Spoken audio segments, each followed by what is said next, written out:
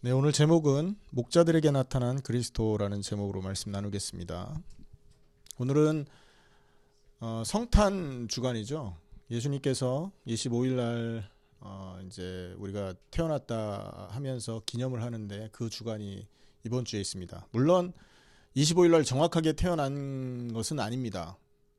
역사상 보면 그 날짜 때문에 논쟁이 많고 또 어떤 기록에 보면 이것이 태양신을 숭배하는 그 날이 바로 크리스마스다. 그 날이 25일이다. 그래서 이교도들에게 영향을 받은 날이기 때문에 이 성탄절을 지키지 말아야 된다. 뭐 이런 얘기도 있습니다만 중요한 건 뭐예요? 그리스도가 오셨다는 것이 중요하죠. 1년에 하루 그리스도께서 오신 그 사실을 기념하는 그런 주간입니다. 그래서 오늘 성탄에 관련된 메시지를 좀 나누도록 하겠습니다. 성탄절 하면 많은 젊은이들에게 이렇게 기쁨을 주고 소망을 주는 날이죠. 영적인 기쁨이라기보다는 성탄절에 이렇게 뭐 즐거움을 쫓아 사는 그 사람들을 유혹하는 그런 많은 것들이 있습니다. 또 사업하는 사람들에게는 이 날이 굉장히 피크, 비즈니스에서 피크를 갖다주는 굉장히 그 수입이 좋은 짭짤한 날입니다. 그래서 무슨 날을 맞이할 때마다 거기에 대한 상품도 준비하고 하지 않습니까?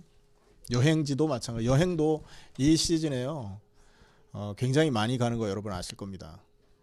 여러분 제가 이제 병원에 뭐 알아볼 게 있어서 보험 관련된 것 때문에 그 보험회사에 제가 전화를 했거든요. 그랬더니 직원이 전화를 안 받아요. 21일부터 26일까지 휴가래요. 그런 걸 봤을 때 이 시즌이 참 사람들을 즐겁게 하는 시즌이기는 한 것 같습니다. 하지만 여러분 즐거워하고 파티도 하고 많은 사람들이 크리스마스 축하도 하는데 그들이 축하하는 이유가 성경이 말하는 이유하고 축하의 이유하고는 많이 다르다라는 것을 우리는 알고 있습니다. 그래서 오늘 여러분 그 축하의 의미, 우리가 왜 그리스도 오심을 이렇게 환영해야 되고 또 그리스도의 오심을 이렇게 깊이 생각해야 되느냐, 오늘 한번 좀 고민을 해봐야 될 그런 날이라고 생각됩니다. 여러분 마태복음에 보면 동방박사 세 사람이 예수님의 별을 그리스도의 탄생을 가리키는 별을 쫓아서 유대 땅으로 들어옵니다. 자, 그런데 이 사람들이요 유대 땅에 왔을 때 동방박사 세 사람이 예수님이 어디서 태어났을까 하고 물으러 다니는 장면이 나옵니다. 여러분 동방박사 세 사람이 물으러 갔다 이 말은요 예수 그리스도께서 오신 그 사건이 유대 땅에서는 별로 큰 이슈가 아니었다라는 얘기를 하고 있는 것과 같죠. 만약에 그 동네 사람들이 야 그리스도 오셨구나, 굉장한 사건이 벌어졌구나, 이걸 인지하고 있었다면 그 동네에 들어서자마자 동방박사는 메시아 오신 곳을 알아챘을 것입니다. 근데 알았습니까? 몰랐습니까? 몰랐어요. 헤롯 왕이 박사들한테 그 대답을 하기 위해서 서기관들한테 물었잖아요. 소수만 알고 있었던 가치 있는 사건이었어요. 하지만 그 예수님의 탄생, 그리스도께서 오신다고 했던 그 장소를 알아냈던 그 서기관들조차도 메시아가 이 땅에 오신 사건을 그렇게 의미 있게 받아들이지 않았었다는 거죠. 헤롯 대왕은 어떻습니까? 자기가 가지고 있는 그 왕좌에서 쫓겨날까봐 예수 그리스도께서 태어나신 그 시간을 기준으로 해서 2살 미만은 다 죽이라고 명령을 하지 않습니까? 사실은 어떤 사람에게는 예수 그리스도의 탄생이 즐거움의 시간이고 기쁨의 시간이고 소망을 가져다주는 시간이지만 또 어떤 사람에게는 이 그리스도의 탄생이 괴로움을 가져다주는 그런 시간이기도 한다는 거죠. 그래서 많은 사람들이 전 세상 사람들이 이 12월 25일 또 크리스마스 성탄절을 말하면서 즐거움을 갖고 파티도 하고 많은 시간들을 보내지만 그 의미들이 다 다르다는 거예요. 그래서 오늘 우리는 정말로 하나님께서 성경에 가르쳐 주신 그 제대로 된 의미를 깨달아서 여러분 이 누가복음에 천사들이 하나님을 찬양하고 있지 않습니까? 얼마나 기쁘면 천사들이 여러분 하나님을 찬양하고 지극히 높은 곳에서는 하나님께 영광이요 땅에서는 사람들 중에 평화라 하면서 노래를 했겠습니까? 여러분 천사들이 그 의미를 몰랐다면 이 노래를 했겠습니까? 안 했겠습니까? 할 수가 없었던 거 아닙니까? 우리도 마찬가지입니다. 그리스도의 오심의 그 의미를 제대로 알지 못한다면 우리는요 이 시간을 단지 육신적인 즐거움을 여러분 가져다주는 그런 시간으로 낭비하고 끝낼 수 있다는 거죠. 그런 시간을 보내면 안 될 줄 믿습니다. 자, 그렇다면 여러분 이 오늘 목자에게 나타난 그리스도, 다시 말해서 목자에게 그리스도의 탄생을 가르쳐준 그 주의 사자들의 활동을 통해서 몇 가지 메시지를 우리는 깨닫게 됩니다. 첫째는 뭐냐? 그리스도 예수의 태어나심은 모든 계급을 초월하고 낮고 천한 모든 경계를 허무는 사건이었다라는 것입니다. 이해되십니까? 무슨 말인가? 여러분 예수님이 탄생하신 사실을 주의 사자가 제일 먼저 누구에게 가르쳐주고 있습니까? 왕에게 가르쳤습니까? 바리새인들, 성경을 매일 읽고 연구하는 바리새인들에게 나타났습니까? 예수님의 탄생을 제일 먼저 알았던 사람이 어떤 사람들이죠? 목자들. 오늘 본문에서 목자들. 물론 동방 박사들도 저쪽 이방 지역에서 별을 통해 메시아가 탄생하는 걸 알았지만 가르쳐줘서 안 게 아니잖아요. 자기들이 연구해서 바라본 거죠. 근데 하나님의 계획에 의해서 직접, 여러분 마리아 외에 직접 그리스도께서 태어나셨다라는 소식을 들은 사람들은 목자입니다. 목자는 어떤 사람들입니까? 그 시대에 가장 천한 계급의 직분자들이었던 거예요. 여러분 생각해 보세요. 돈 많으면 한밤중에 밖에 나가서 양떼 지키고 있겠습니까? 어때요? 여러분 목장을 가지고 있는 목장 주인이라면 목장 주인이 나가서 양 지키고 있겠냐고요.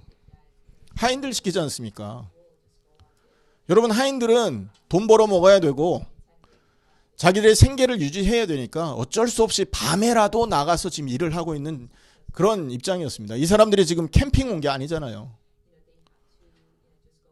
여러분 캠핑 가서도 밤에 이렇게 하늘을 보고 있다든지 숲속에서 혼자 앉아 있으면 어떤 마음이 듭니까?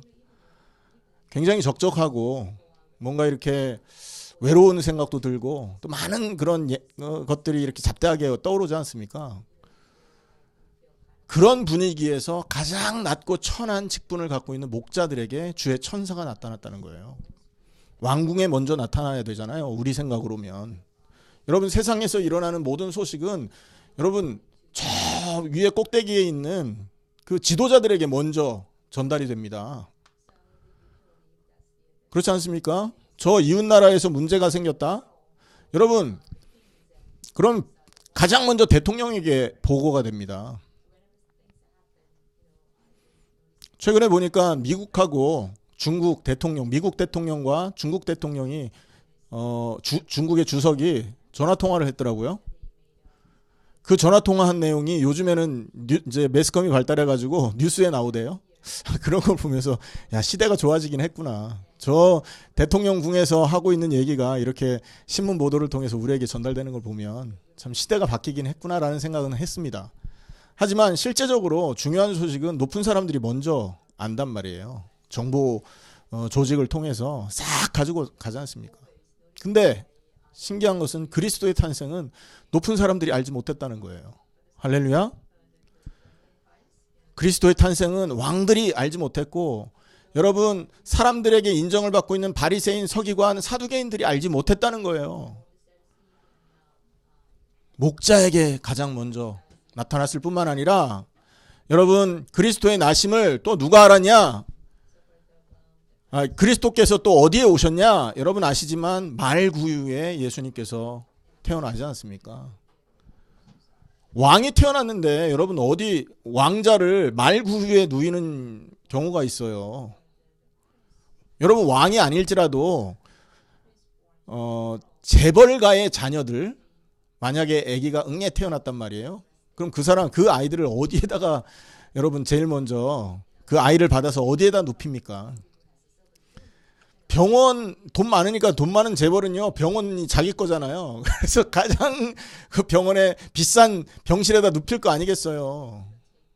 근데 예수님은 온 땅의 왕이라면서요. 구약 창세기 3장 15절에서부터 거기에서부터 인간의 문제를 해결하기로 오시기로 예언된 여러분 참 왕이라면서요. 그리고 참 제사장이라면서 참 선지자라면서요. 그런데 그 예수님의 탄생 시에 예수님을 누일 수 있었던 장소는 말구유였다는 거죠. 뭘 말합니까? 우리가 뭘 봐야 돼요? 세상이 가지고 있는 계급, 지위의 높고 낮음을 초월한 탄생이 그리스도의 태어나심이다라는 걸 알아야 된다는 겁니다. 자, 우리가 복음을 붙들었다 하면 뭐를 초월해야 되느냐? 계급의식을 초월해야 됩니다, 여러분. 교회에 낮고 천함이 없는 겁니다. 무슨 말인가 이해되세요?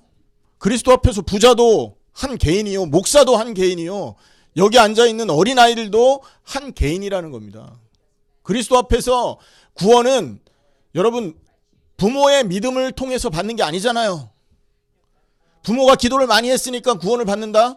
어린 반푼업치도 없는 소리잖아요. 구원은 누구의 믿음으로 되는 겁니까? 나 자신의 믿음으로 되는 겁니다. 우리가 복음을 붙들었다. 내 처지가 어떻든 내 상황이 어떻든 나에게 주어진 환경이 어떻든 하나님은 그것을 초월해서 역사할 수 있는 분이다. 이 생각을 가지셔야 될 줄 믿습니다. 우리가 왜 낙심하고 염려하고 슬퍼하고 괴로워하느냐? 잡혀있기 때문에 그런 거예요. 내가 가지고 있는 한계에 붙들려 있기 때문에 계급이라는 한계, 물질이라는 한계, 내가 가지고 있는 지식이라는 한계, 내가 가지고 있는 건강이라는 한계, 또 내가 가지고 있는 연령이라는 한계, 이거에 매여서 있기 때문에 여러분 나는 할 수 없어, 나는 망할 거야 라는 생각, 불안한 생각 이런 게 들어온다는 것이죠. 복음은 뭐다?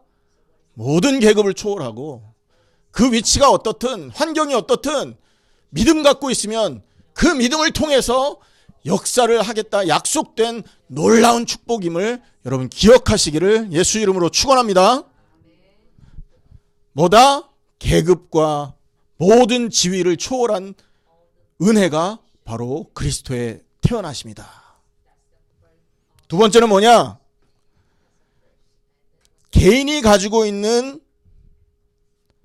한계를 뛰어넘게 한 비밀이 바로 그리스도의 나타나심이다.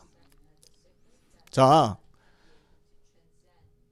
목자에게 여호와의 사자가 탁 나타났습니다. 그러더니 갑자기 하늘 문이 열리고 막 소리가 나기 시작해요. 주의 영광이 그 목자를 이렇게 주의 영광이 그 목자를 확 휘감아요.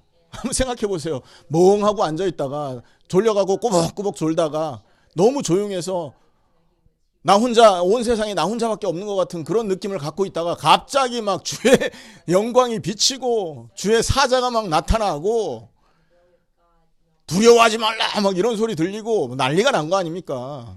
자, 이런 상황에서 목자가 어떤 느낌을 받았다고 성경이 말을 하고 있냐면 무서워서 떨었다라고 말하고 있습니다.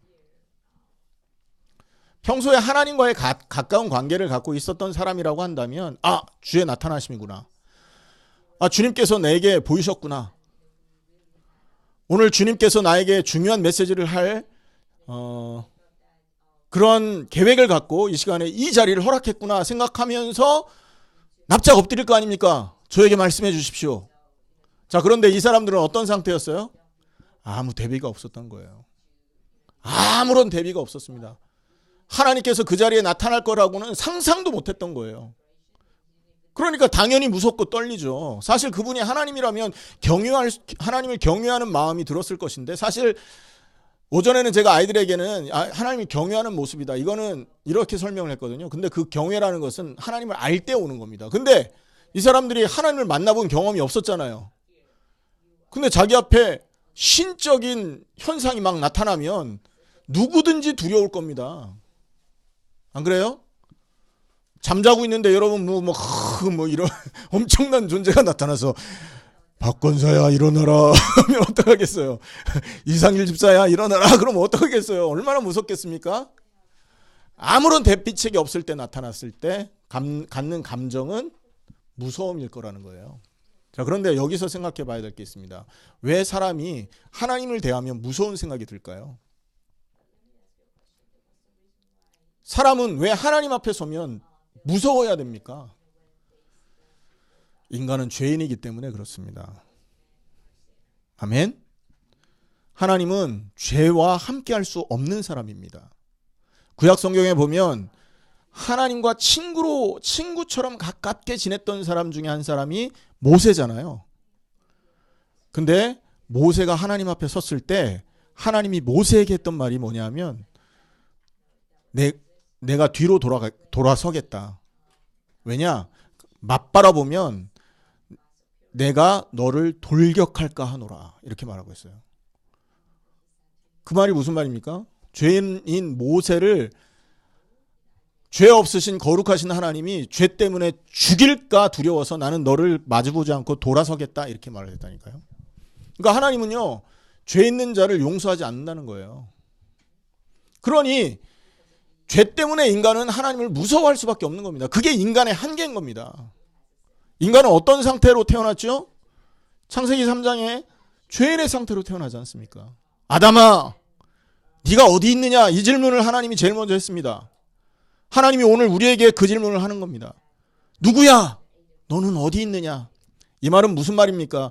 하나님과 함께 해야 될 네가, 하나님의 명령에 순종하고 하나님의 말씀을 따라 살아야 될 네가 어찌 세상을 쫓아가며 어찌 네가 원하는 것을 쫓는 그 자리에 서 있느냐라는 걸 돌려서 질문한 거예요. 아담아, 네가 어디 있느냐? 마음에서 하나님을 멀리하고 내가 원하는 인생을 살아가는 나라는 존재를 하나님으로 만들어서 내가 받기 원하는 것, 내가 갖기 원하는 것을 얻으려고 쫓아가는 그런 인생을 우리가 지금 살고 있단 말이죠. 그래요, 안 그래요? 전부 그렇지 않습니까? 우리가 목숨을 거는 데가 어디입니까, 여러분? 주와 복음을 위해 목숨을 겁니까? 내가 원하는 걸 얻기 위해서 목숨을 걸고 살아갑니까? 거듭난 사람들은 주와 복음을 위해서 죽는 것도 달가워하지만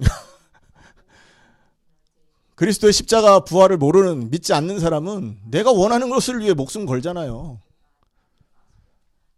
그렇지 않습니까? 금방 있다가 없어질 그 인생의 부질없는 그것을 쫓기 위해서 생을 건단 말이에요. 그게 인간이란 말이죠. 그런 인간이 하나님을 대하면 죽게 돼 있어요. 그러니까 어떻게 됩니까? 두려워 떨 수밖에 없는 거 아닙니까? 인간은 진노의 대상입니다. 그것 때문에. 하나님을 섬겨야 될 인간이 나라는 우상을 섬기고 있기 때문에 하나님은 그 인간을 진노할 수밖에 없고 그 인간을 벌할 수밖에 없고 영원한 형벌을 가할 수밖에 없는 거라니까요. 그게 인간의 상태입니다. 그러니 하나님을 바라봤을 때 두려워할 수밖에 없는 게 그런 존재가 인간이라는 것입니다. 그런데 그런 인간에게 나타나서 주의 사자가 뭐라고 말합니까? 너희는 뭐 하라고요? 천사가 이르되 10절에 무서워하지 말라. 자, 다 같이 천사가 이르되 무서워하지 말라. 아니, 뭔 소리예요? 저를 따라하세요. 천사가 이르되 무서워하지 말라. 권사님 뭐라고요? 아멘. 무슨 말이에요? 그리스도의 태어나심은 진노받아 마땅한 인간으로서는 하나님을 무서워할 수밖에 없는데 무서워하지 말아라 이 말을 하고 있어요. 인간이 가지고 있는 그 한계, 죄라는 한계를 뛰어넘는 그 모든 한계를 무너뜨리는 엄청난 은혜의 그런 자리다. 은혜가 임한 그런 자리다. 무슨 말인가 이해되십니까? 첫째는요, 지위, 고하, 계급을 초월한 은혜의 자리가 그리스도가 태어난 그 축복의 자리요. 두 번째는 우리가 가지고 있는 진노받아야 될 그 한계를 뛰어넘는 엄청난 축복의 자리가 그리스도께서 태어난 자리요. 그리스도께서 여러분 탄생한 사건이라는 거예요. 그래서 우리는 어떻게 하면 됩니까? 그리스도 복음 앞에서 우리가 가지고 있는 모든 죄악, 우리가 따라 살던 모든 옛사람, 우리가 따라가 살고 있는 옛 습관, 옛 체질, 그리스도 십자가 앞에서 해방되었음을 기억해야 된다는 얘기입니다. 죄인의 특징은 뭐라고 그랬습니까? 옛사람의 특징은 뭐예요? 자기의 체질을 따라 사는 게 특징이에요. 할렐루야. 자기의 습관을 따라 사는 게 특징이라고요. 그게 죄인의 인생의 특징입니다. 내가 내 습관을, 여러분 안 좋은 습관을 갖고 있어서 안 좋은 습관대로 살았든지, 좋은 습관을 갖고 있어서 좋은 습관대로 살았든지 상관이 없는 겁니다. 왜? 자기가 만든 습관을 쫓아 살았잖아요. 하나님의 말씀을 따른 게 아니지 않습니까? 할렐루야. 어떤 사람들은 태어났더니 좋은 가문의 자기의 배경이 됐어요. 여러분, 좋은 가문의 배경을 갖고 있는 사람들은 교육을 잘 받습니다. 그렇죠? 어려서부터 옛날에는요, 뭐 사서삼경 막 공부시키고 온갖 학문들을 다 알게 해가지고 어려서부터 굉장히 법도들을 가르쳐서 살게 했지 않습니까? 영국이나 이런 데 왕실에서 태어난 그 자녀들은 왕실 교육을 받게 한다니까요. 요즘도 마찬가지입니다. 재벌집에 태어난 자녀들, 금수저라고 그래가지고요, 태어나서부터 엘리트 코스를 받게 만들잖아요. 그래서 이 사람들은 나중에 이 성인이 되어서 일단 평균 이상의 생활 수준을 갖도록 부모들이 도와준단 말이에요. 여러분, 그 사람들이 아무리 올바른 길을 가고 있고 그 사람들이 바른 습관대로 인생을 교육받은 대로 살았다 할지라도 그것은 뭐다? 죄악이다. 왜요? 하나님 말씀대로 산 게 아니잖아요. 만들어진 습관대로 살았던 거 아닙니까?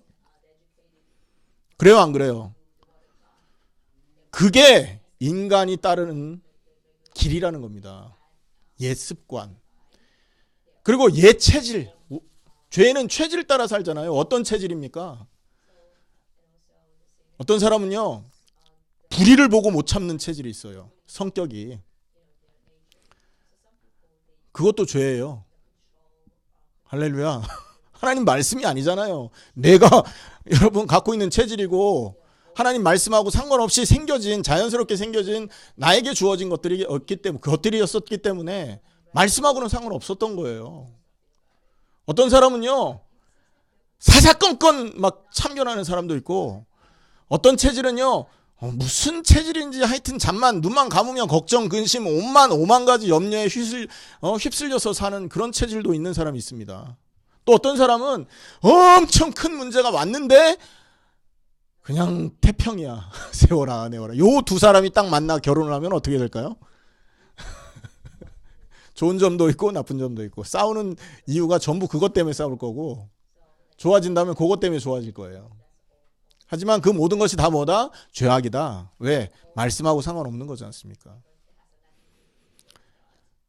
그리스도에 태어나시면 바로 이런 습관과 이런 체질에 여러분 길들여져서 살고 있는 그 사람들을 해방시키기 위해서다라는 거예요. 할렐루야.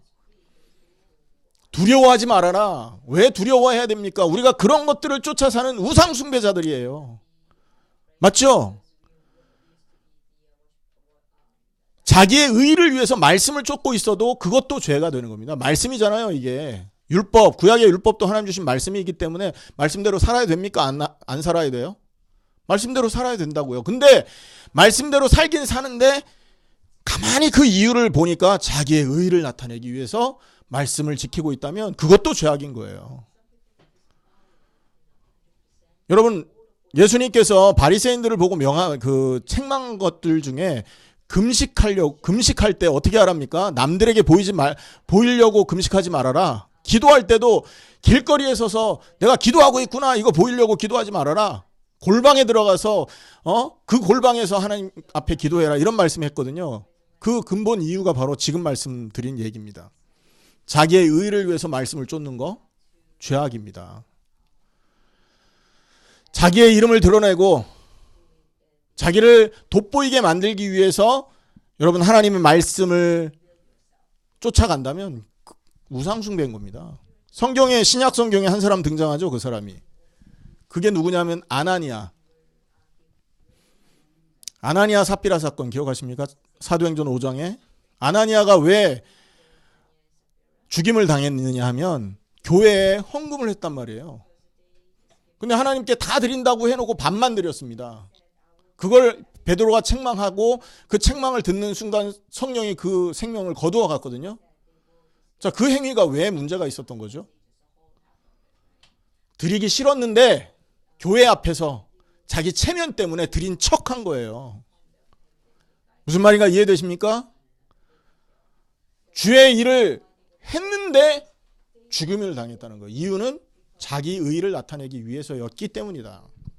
그게 인간인 것입니다, 여러분. 그리스도의 오심은 뭐다? 이런 인생을 살고 있는 우리를 해방시키는 데 있다. 그래서 더 이상 진노 때문에 두려워하지 않아도 되는 존재를 만들기 위해서 그리스도께서 이 땅에 오신 것이다. 할렐루야. 만약에 이런 그리스도가 우리에게 오시지 않았다면 우리는요, 영원히 하나님을 두려워하는 존재로 살아야 되는 것입니다. 지옥의 형벌 가운데 여러분 뜨거운 유황불에 타는 고통 가운데서 하나님을 두려워해야 될 존재가 저와 여러분이라는 것이죠. 그건 죽어서 일어나는 일이라 치부할지라도 그러면 살아있는 동안에는 하나님의 진노가 없습니까? 살아있는 동안에 지옥과 같은 인생을 고통스럽게 살다가 정신적으로 시달리게 되고 평안이 없으니 얼마나 정신적으로 시달릴 거예요. 우상 숭배하는 자가 3, 4대 망한다고 했는데 육신적으로 어려움을 당하다가 지옥 같은 고통을 당하는 인생을 사는 겁니다. 그러다가 주님 앞에 갈 수밖에 없던 게 저와 여러분이었다고요. 우리의 실존을 제대로 바라보시기 바랍니다. 그러나 그리스도께서 이 땅에 오신 이유는 그러한 진노와 징계에 갇혀서 어쩔 수 없이 인생을 살고 있는 그런 인간을 완전 해방하기 위해서다라는 거예요. 그래서 우리가 가지고 있는 한계, 영적인 한계를 완전히 깨뜨리는 유일한 길이 그리스도의 이 땅에 태어나십니다. 성육신이시다. 세 번째입니다. 여러분, 두려워하지 말라 한 이후에 주의 사자가 목자들에게 세 번째 한 말이 있죠. 무슨 말을 합니까? 보라. 그 다음에 그렇죠. 내가 온 백성에게 미칠. 이거는 뭐냐 하면 유대인이 가지고 있었던 율법의 한계를 뛰어넘는 은혜가 그리스도께서 이 땅에 나타나신 은혜시다. 유대인들의 구원의 범위는 자기 자신이었습니다. 자기 민족. 유대인들은요, 메시아가 자기 민족을 구원할 왕으로 오실 거를 기대했어요. 무슨 말인가 이해되십니까? 온 인류의 구세주가 아니라 자기 민족이 지금 로마의 속국이 되어 있으니 로마에서 해방을 시켜줄 그런 민족 지도자로서의 그리스도를 기다리고 있었던 겁니다. 그래서 예수님이 승천하실 때 제자들이 사도행전 1장에 보면 예수님, 이 나라를 언제 회복할 겁니까? 이런 질문을 합니다. 그때 예수님 뭐라고 그러죠? 그때와 기한은 아버지께서 정한 것이니 너희 알 바 아니요. 8절에 오직 성령이 임하면 권능받고 예루살렘, 유다, 사마리아 땅끝까지 이르러 내 증인이 될 것이다. 이렇게 말씀하셨다고요. 이 말은 뭐냐? 심지어 예수님을 3년 동안 쫓아다니던 그 사람들조차도 자기 민족의 한계를 벗어나지 못하고 있었다는 얘기입니다. 성경 보면 여러분 니느웨 성을 복음화시켰던 선지자가 등장합니다. 니느웨는 어디냐면 이스라엘의 적국이에요. 이스라엘을 멸망시켰던 아수르의 수도가 니느웨입니다.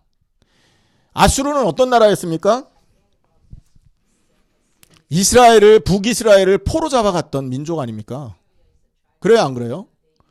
근데 그 니느웨를 복음화시킨 선지자가 있어요. 그게 누굽니까?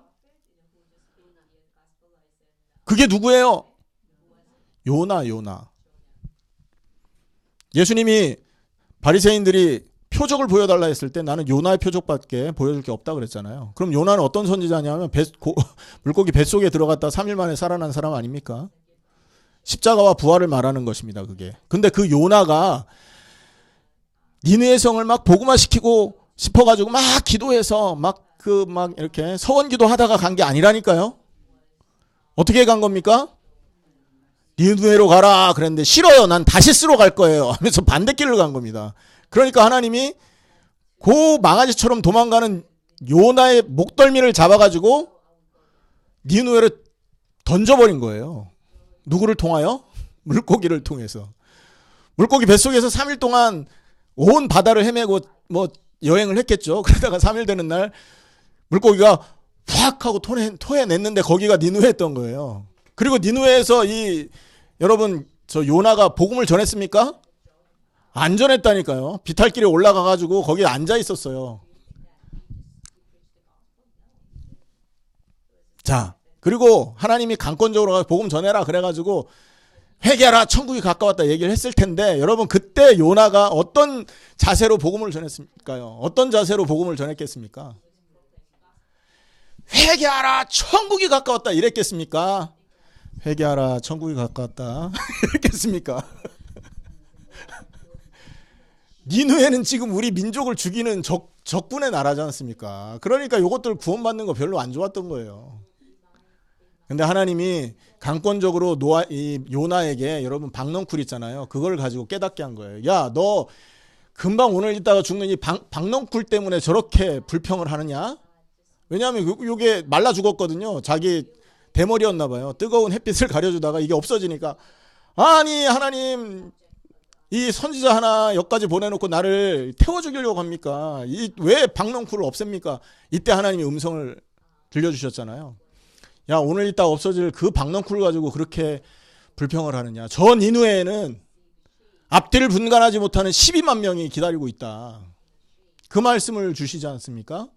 자, 여기에서 요나가 가지고 있던 사상은 어떤 사상이냐면 자기 민족 구원만을 말하는 여러분 선민 사상인 겁니다. 자기 민족 구원을 주장하는 선민 사상이요. 그래서 다른 민족, 자기 나라를 괴롭히는 나라에게 대해서는 별로 관심이 없는 거죠. 이게 이스라엘이 가지고 있었던 대표적인 사상입니다. 현대에 와서는 여러분 유대인들이 홀로코스트를 워싱턴에 만들어 놓고 무슨 교육을 합니까? 우리 유대인들이 힘이 없어서 배우지 못해서 돈이 없어서 이렇게 많은 사람이 학살당하지 않았냐. 이제 우리에게는 돈이 필요하고 힘이 필요하고 능력이 필요하다. 그래서 더 이상 이런 홀로코스트와 같은 고통을 당하게 해서는 안 된다 하면서 민족의식을 심는 작업을 하는 겁니다. 근데 이스라엘이 여러분 망하게 된 이유가 힘이 없어서 망한 겁니까? 세계 최고의 백성이거든요. 근데 그들이 망한 이유는 딱 한 가지입니다. 예수를 그리스도로 거부했기 때문에 그들은 망한 거예요. 무슨 말인가 이해되십니까? 자, 온 백성에게 미칠 기쁨의 좋은 소식. 그 말은 무슨 말이냐? 너희들 민족은 너희들 민족 구원만을 두고 생각하지 아니다. 하나님의 구원은 전 세계 모든 족속을 향해서 선포되는 기쁜 소식인 것이다. 그래서 이스라엘이 가지고 있는 여러분 이 한계를 열어 젖힌 겁니다. 혹시 우리가 복음을 딱 붙들고 있으면서 내가 구원받고 내가 하나님 앞에 바로 서고 여러분 그것도 좋습니다. 하지만 그거에 갇혀서는 안 되는 거예요. 성경은 그것을 목적으로 나 개인 구원을 목적으로 주기도 했지만 더 큰 구원은 온 백성입니다. 우리가 미국에 있는 이유가 왜 중요하냐? 내가 구원받아야 되지만 내 주변에 수많은 백성이 모여 있거든요. 수많은 족속이. 여기 우리 아이들 학생들 여기 있는데 여러분 학교에 한 교실에 몇 나라 사람들이 모여 있습니까? 주로 한국 사람, 중국 사람, 일본 사람, 저 중남미 라틴 아메리칸들 몇 민족입니까 도대체? 나라마다 150개국이 넘는 사람들이 미국에 모여 살고 있단 말이죠. 복음을 통해서 하나님이 뜻을 이루고자 한 그 온 백성을 살리는 그것과 미국이 가장 연관성이 있는 나라인 것입니다. 이해되십니까? 무슨 말인가? 그래서 우리는요, 복음을 제대로 붙든다면 어떤 일이 벌어지냐? 온 백성을 살릴 수 있는 사람이 되는 거예요. 할렐루야. 그래서 우리 학생들은요, 언어에 대해서도 신경 쓰셔야 됩니다. 한국말, 영어 기본적으로 해야 되고, 스페니쉬, 하나님이 우리 여기 다니엘, 스페니쉬 모국어로 쓰는 다니엘 여기다 데려놓으셨잖아요. 그냥 하신 일이 아닌 겁니다. 중국말, 프랑스말 할 수 있는 언어는 여러분 다 해보시기 바랍니다. 그래서 그걸 가지고 뭐 하도록? 복음 전하는 데 쓰도록. 할렐루야. 이게 그리스도의 오심을 통해서 우리에게 주신 메시지다. 자, 네 번째는 뭐다? 그리고 나서 뭐라고 말합니까? 11절에 다윗의 동네에 너희를 위하여 누가 나셨다고요? 누가 나셨어요? 구주가 나셨다. 구주는 뭐냐? 죄에서 구원할 자. 자, 그 말은 뭐죠? 그리스도의 오심은 인간이 해결할 수 없는 죄를 해결하는 놀라운 은혜의 사건이다라는 거예요. 여러분, 죄는 어떻게 할 때 해결된다고요? 구약에서 죄가 해결되는 방법은 뭡니까? 구약에서 죄가 언제 해결되죠? 다니엘?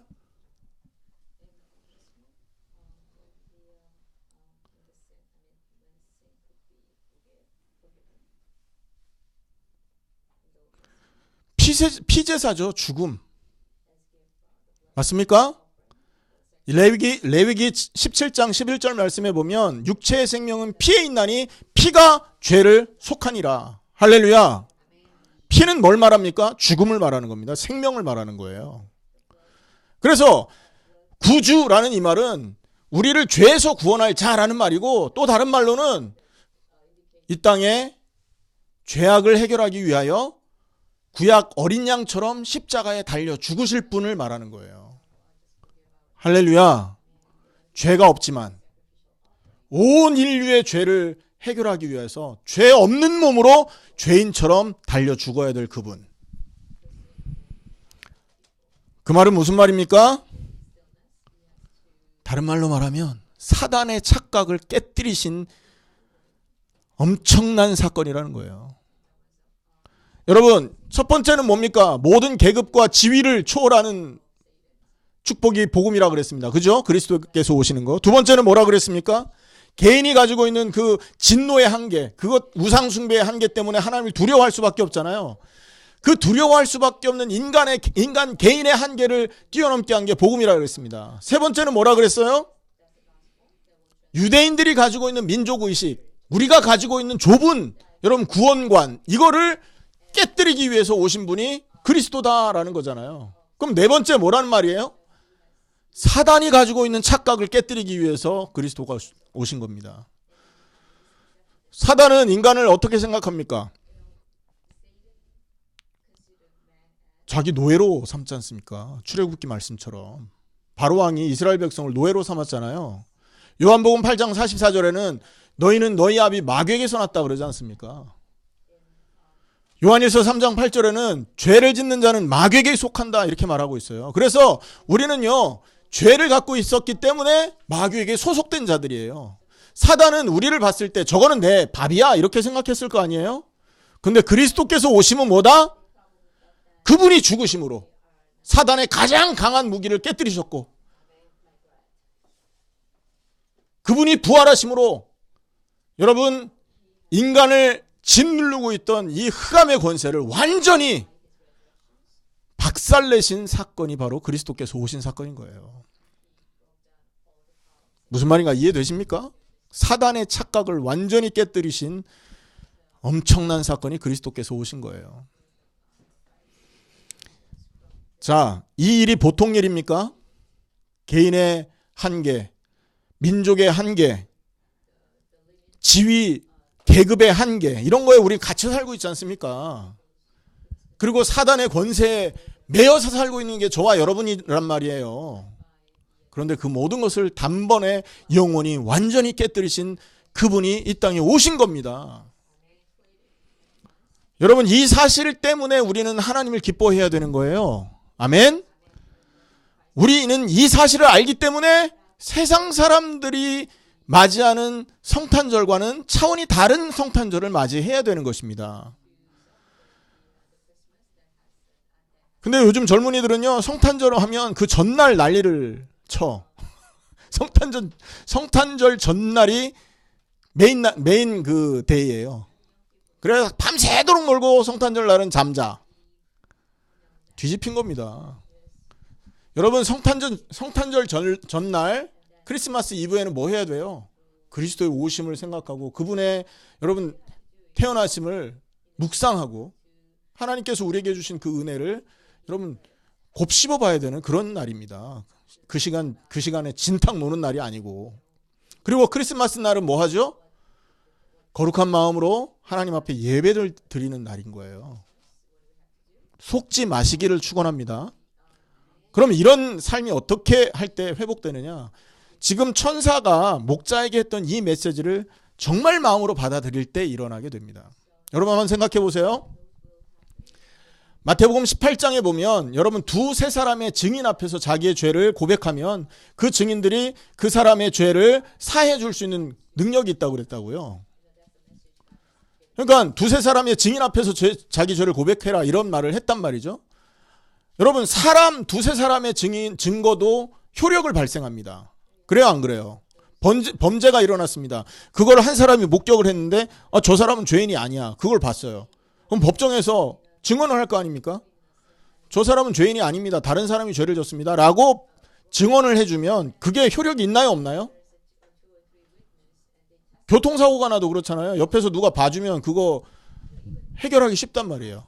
한두 사람의 증언도 이런 효력이 있습니다. 근데 오늘 누가복음 2장에서는 여러분 그리스도의 태어나심의 그 중요성과 그리스도께서 행하실 일의 여러분 확실성을 사람이 증언한 게 아닙니다. 누가 증언하느냐? 천사들이 증언하고 있어요. 일단 주의 사자가 나타나 얘기했고요. 그리고 이 말을 듣고 나서 이 말을 전하고 나서 여러분 13절 한번 보시기 바랍니다. 같이 읽습니다. 시작. 호련히 수많은 천군이 그 천사들과 함께 하나님을 찬송하여 이르되. 할렐루야. 아멘 해야지. 아멘. 할렐루야. 그리스도의 태어나심과 그 일의 중요성을 수많은 천사의 무리, 여러분 성경의 천사가 히브리서에 보면 천만 천사라고 말합니다. 여러분 천만 천사가 아기를 낳고 또 낳아서 1억이 되는 게 아니에요. 천만 천사는 그냥 딱 그 숫자 정해진 겁니다. 죽습니까 안 죽습니까 천사? 안 죽어요. 그래서 창세 때부터 지금까지 천사는 똑같은 숫자를 유지하고 하늘에서 활동을 하고 있는 겁니다. 그 중에 여러분 하나님의 소식을 전해주는 천사 이름이 뭐죠? 가브리엘 천사지 않습니까? 그리고 여러분 군대 그 하나님 나라에서 군대의 책임을 지고 전쟁의 책임자가 누굽니까? 천사 중에? 미카엘이죠. 미가엘 천사장. 천사장입니다. 이렇게 천사들이 이름이 있고 역할이 분담이 되어 있어요. 자, 그리고 하나님을 찬양했던 천사 이름이 뭐였죠? 하나님을 찬양했던 천사는 루시엘이라고 합니다. 루시엘이 타락한 거예요. 그래서 루시퍼가 된 거예요.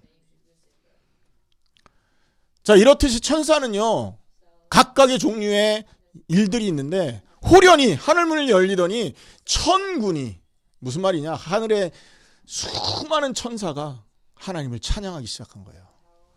할렐루야.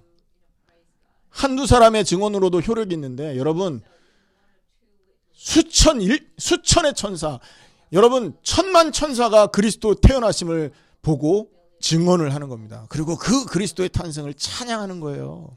도대체 이 일이 얼마나 대단하면 이런 일이 벌어지겠냔 말이에요. 우리는 이 사건 앞에서 목자와 같은 사람들인 겁니다. 여러분 목자가 뭘 봤냐? 천사의 나타남을 받고 그 천사가 했던 메시지를 들었고 그 메시지의 중요성을 천사들이 증명하는 것을 목격했지 않습니까? 그래요 안 그래요? 자, 그러면 우리가 목자라면 그런 상황을 딱 맞닥뜨렸을 때 어떤 마음이 들겠습니까? 이거 정말이야 거짓말이야 이 생각 들까요? 의심이 들겠습니까? 확신이 들겠습니까? 확신이 들 수밖에 없는 겁니다. 그래서 그 밤에 양이 없어지든 말든 상관없이 누구에게 쫓아간 거예요? 예수님이 탄생하신 자리로 쫓아갈 수 있었던 겁니다. 자, 오늘 말씀을 정리하고 마치도록 하겠습니다.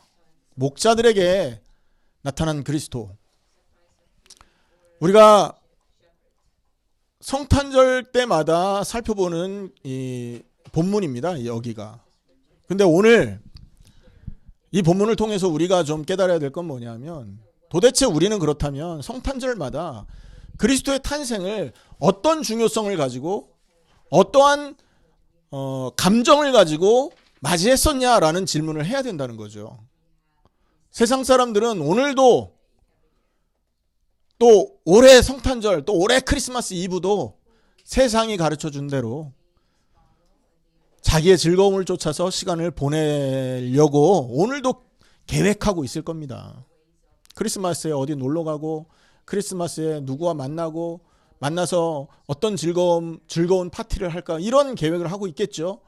하지만 우리는 그들이 보내고 있는 크리스마스와는 차원이 다른 크리스마스를 보내야 된다라는 거죠. 왜 그렇습니까? 그분의 나심은 모든 계급을 초월하고 우리가 갇혀있는 모든 한계를 꺾어버리는 엄청난 축복의 사건이었지 않습니까?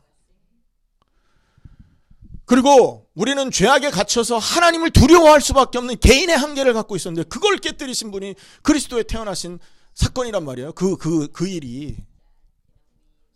그리고 역사상 유대인 구원만을 여러분 사람들이 알고 있었는데, 아니다, 유대인만 구원이 아니라 온 세상 사람의 구원이고 나도 그 구원 속에 들어간 은혜를 받은 것이다, 이 얘기를 지금 하고 있다고요. 그 정도입니까? 사단이 하고 있는 착각. 너희들은 죄인이니까 이제 내가 너희들을 장악할 거야. 내가 너를 사로잡아서 내가 원하는 일을 하도록 만들어 버릴 거야 하는 그 착각도 그리스도의 태어나심으로 깨뜨려 버리셨다니까요.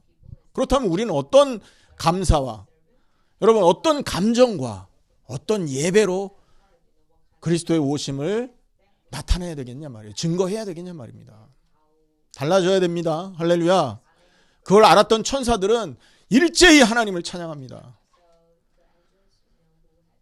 우리는 그 찬양을 보고 그 메시지를 들었던 목자와 같은 자세로서 그리스도의 오심에 대한 확신과 그 확신을 근거로 한 찬양과 예배를 드리는 것이 우리가 선택할 마땅한 행동이다라는 거죠. 그래서 이번 2019년의 크리스마스가 여러분 인생에서 여러분 전환점이 되어지는 크리스마스 되기를 예수님의 이름으로 축원합니다. 기도하겠습니다. 하나님 감사합니다.